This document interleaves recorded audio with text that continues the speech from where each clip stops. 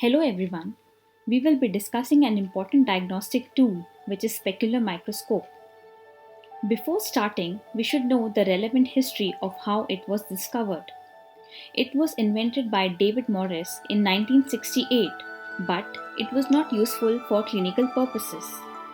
Various other developments took place in between. A breakthrough came in 2001 when endothelial cell density determination was adopted by Eye Bank Association of America. Now coming back to the background of the investigation. It is a non-invasive photographic technique that can help to visualize and analyze the corneal endothelium.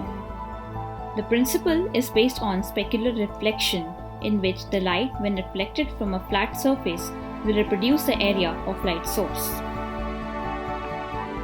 The incident light on epithelium is transmitted and passes through the corneal tissue. This light, when reaches the posterior corneal surface, is reflected and captured by the specular microscope, and it forms the endothelial image.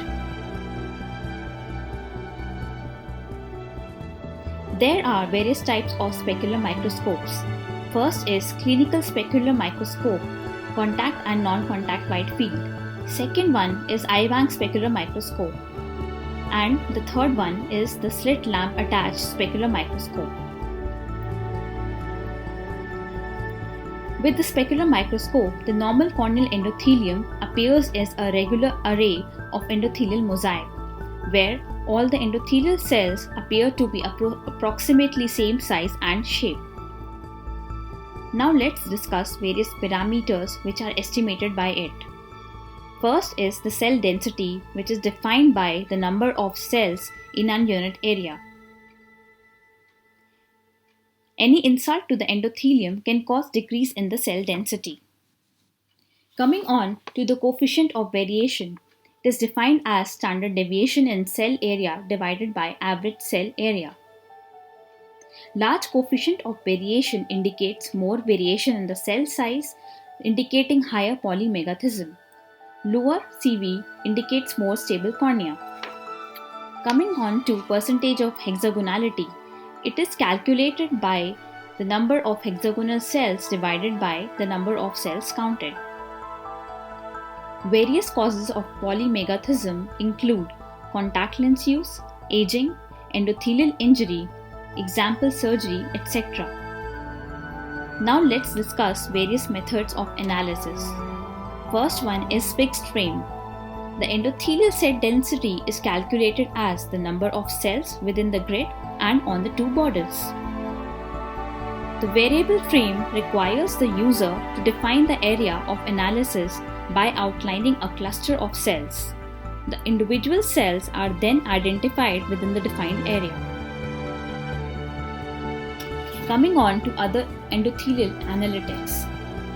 There are center method, flex center and full auto. Out of these, the center method has highest precision and repeatability. After a thorough clinical examination with slit lamp, the patient is sent for the specular microscope evaluation. Now let's learn how to use this instrument. The patient is first explained about the procedure to ensure maximum cooperation during examination.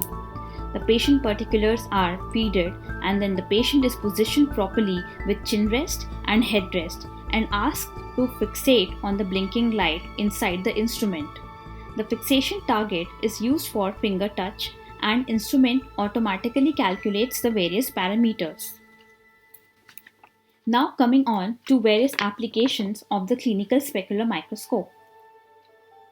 The most important indication is Fuchs endothelial corneal dystrophy. It can determine early changes in the paracentral part of cornea. Solitary or grouped guttae can be appreciated. Grading of Fuchs endothelial dystrophy is based on the presence of guttae and area covered by these guttae in a particular field. This can help in deciding surgical management of these patients. There will be discussion of few charts given in the next slides. This represents the mild form of Fuchs endothelial dystrophy. This one represents the severe grade of Fuchs endothelial dystrophy. This chart represents the advanced stage of Fuchs' endothelial dystrophy, in which the right eye has significant corneal edema. Another such application is for posterior polymorphous dystrophy, which shows different morphological patterns such as vesicles and donut shape. So this was all as a brief overview of the specular microscope. Hope you had a good learning and you will apply it in your clinical practice. Thank you.